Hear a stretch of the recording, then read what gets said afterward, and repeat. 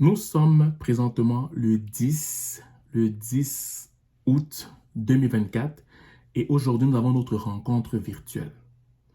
La rencontre virtuelle, c'est juste exclusivement pour les personnes qui sont afro-caribéennes. Tu peux venir, si tu es d'autres communautés, tu peux aussi venir, tu es le bienvenu. Nous allons parler des réalités africaines, caribéennes ici au Canada, les faits divers et tout ce qui est aussi sensibilisation pour qu'on soit une meilleure version et une plus-value pour le Québec et le Canada.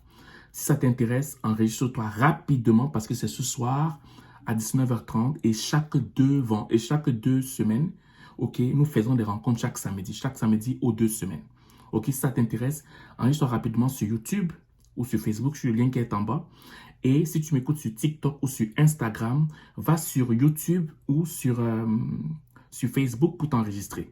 Et pour toutes les personnes qui sont étudiantes, ok, au Canada, que ce soit étudiants étrangers ou bien étudiants résidents permanents ou citoyens canadiens, mais de la communauté afro-caribéenne.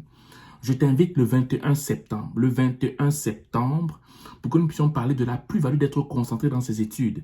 Parce que tu n'étudies pas seulement pour toi ou pour tes parents, mais tu étudies pour toute une communauté.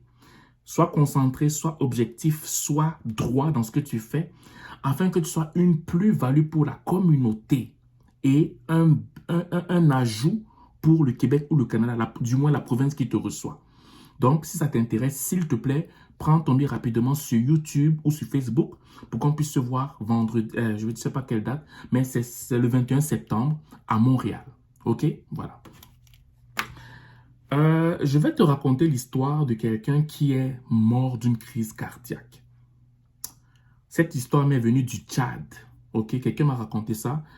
Et j'ai eu l'autorisation de pouvoir parler de ça. En fait, c'est pour ça que je vous en parle. Juste pour sensibiliser les personnes qui vendent du rêve à nos gens, à nos frères et sœurs dans la communauté africaine ou caribéenne pour venir au Canada. Les faux visas. J'ai un membre de la grande famille afro-caribéenne qui vit au Tchad, qui voulait venir au Canada. Il a rencontré quelqu'un qui était un représentant qui parlait du Canada au Tchad et qui lui a dit qu'il connaît quelqu'un qui peut lui permettre d'avoir un permis de travail. OK?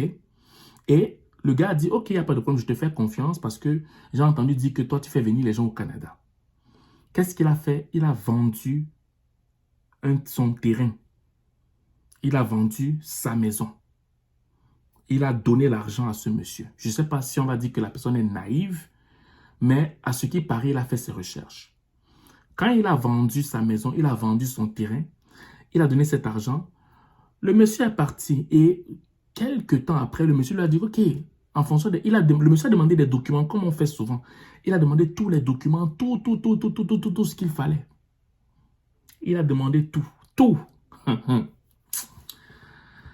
Ouais, Seigneur. Quelques mois après, le monsieur qui a reçu tout cet argent-là, après avoir aussi demandé des documents comme on demande, lui a dit, bonne nouvelle, ton visa est sorti. Le monsieur était content.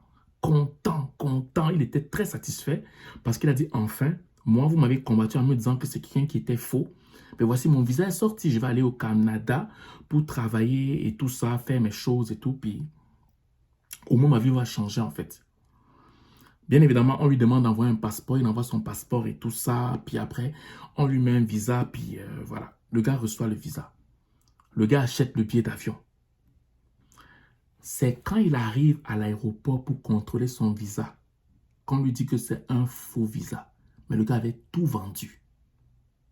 Est-ce que tu comprends ça? Le gars avait tout vendu. Il n'avait plus rien. Il n'avait plus rien. Qu'est-ce qui s'est passé? Le gars est rentré chez lui. Du moins chez sa sœur ou bien c'est un membre de sa famille.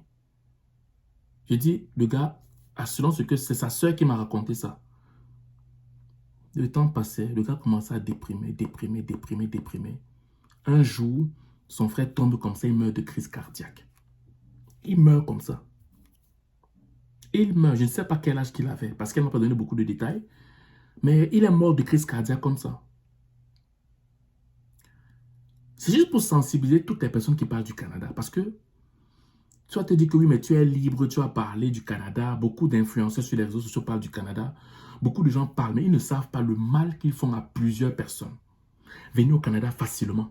Venez au Canada en 2 jours. Venez au Canada en 1 jour. Venez au Canada ceci. Vous ne voulez pas rencontrer des consultants en immigration. Qu'il soit faux ou pas, mais au moins tu peux vérifier s'il est véridique ou pas comme consultant en immigration. Oui. Quand vous parlez de partir parler avec des gens qui sont reconnus par le Canada, oui, tu dépenses plus d'argent, mais au moins tu peux porter plainte à quelqu'un. Mais un consultant d'immigration fantôme, tu ne peux pas lui porter plainte. Mais un consultant reconnu par le Canada, même ça coûte cher, il a des traces et tu peux lui porter plainte. C'est pour ça que ça coûte plus cher. Mais si tu ne veux pas ça parce que tu veux le raccourcir sous prétexte que vraiment on peut faire ça par soi-même, on peut faire le Canada, mais tu vas payer le prix. Moi, j'ai fait cette vidéo, je sais qu'il y en a qui vont quand même pas me croire. C'est ton problème, j'en ai rien à faire. Mais je te dis qu'il y en a beaucoup qui perdent leur vie. Beaucoup qui perdent tout ce qu'ils avaient pour venir au Canada. Toi qui parles du Canada aux gens là, qui vendent le rêve au Canada aux gens. Il y a des gens qui perdent tout à cause de toi. Tu as le sang des gens entre tes mains, tu ne le sais pas. Tu as le cri des gens entre tes mains, les douleurs des gens entre tes mains. Et le cri du pauvre est entendu par Dieu. Je te préviens. Toi là, à force de vouloir soutirer l'argent des gens, soutirer l'argent des gens, voler l'argent des gens, tu as le sang des mains, les cris de douleur des gens entre tes mains. La malchance va se frapper dans ta famille parce que tu as des gens qui sont décédés à cause de toi. Tu as des gens qui ont tout perdu à cause de toi parce que tu leur vends le rêve. Tu t'amuses, continue à vendre le rêve aux gens. C'est la malédiction qu'il y aura dans ta vie, dans la vie des enfants de tes enfants. Pourquoi? Parce que toi, tu veux te faire une forme de notoriété, parce que tu veux te faire des vues, parce que tu veux te faire une forme de réputation. Misérable que tu es. Misérable que tu es. Si tu veux parler du Canada, mais va faire des formations. Vous pensez que moi, je ne pouvais pas parler du Canada? Je pouvais parler d'immigration. Pourquoi je n'en parle jamais? Parce que je connais les conséquences de ce qui ça produit. Je pourrais bien le faire, mais je ne veux pas, au nom d'une quelconque réputation, détruire des familles, détruire les héritages, dilapider les héritages, parce que je vends du rêve. Ah, ok. Donc moi, je fais cette vidéo juste pour sensibiliser les gens. Vous aussi qui donnez votre argent sans vérifier là, vous êtes aussi responsable de ça. Il y a tous les moyens pour vérifier si quelqu'un est reconnu par le Canada ou pas. Vous partez, vous donnez vos argent aux gens comme ça, sous prétexte que vous faites confiance. Ah ben ça, c'est le fruit de la confiance que vous donnez aux gens. Faites preuve de sagesse, s'il vous plaît. Faites preuve de sagesse. Cette vidéo, c'est juste pour te sensibiliser à ne pas juste dilapider ton argent sous prétexte que tu veux absolument venir au Canada. Et toi qui parles du Canada, toi qui es un arnaqueur, fais attention. Pourquoi? Parce que le cri de celui qui souffre est entendu par Dieu et c'est la malédiction que tu attires sur ta vie. Je te dis, je te répète encore, tout argent que tu prends est un gravier qu'il y a dans ta bouche et une malédiction qu'il y a dans ta vie. Et la malédiction ne reste pas seulement sur toi, ça va aller sur tes enfants, les enfants de tes enfants et sur tout ce qui touche ta main. Tout argent que tu as pris, tu as mangé parce que tu as vendu du rêve à quelqu'un, parce que tu as essayé de séduire les gens.